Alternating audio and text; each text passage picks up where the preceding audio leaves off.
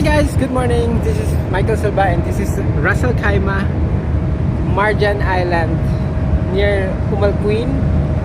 Kung alam niyo yung side na yon, pero dito talaga kung gusto niyo mag-unwind at tumakas sa maingay na Dubai or anywhere here, siguro ito na yung place para sa inyo, yung Ras Al Khaimah, kasi nga dito hindi talaga siya crowded. So ang traffic is very less.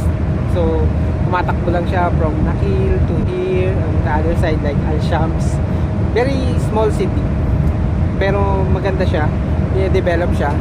So I think this is the best thing na dalawin nyo itong place na to, kasi nga sa Al Marjan, sila yung like parang nagbo-boom talaga. It's like small Dubai here in Ras Al Khaimah.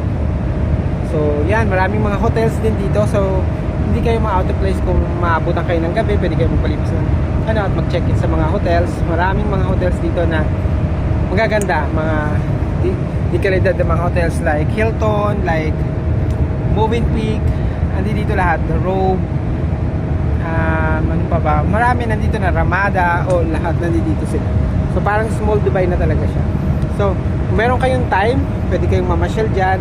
As may mga groceries na rin, mga market nearby, so pwede kayong mamili ng mga food na kailangan nyo para magpapasyal-pasyal kayo dyan. So ngayon, very quiet, see, in my back, this is Al Corniche area.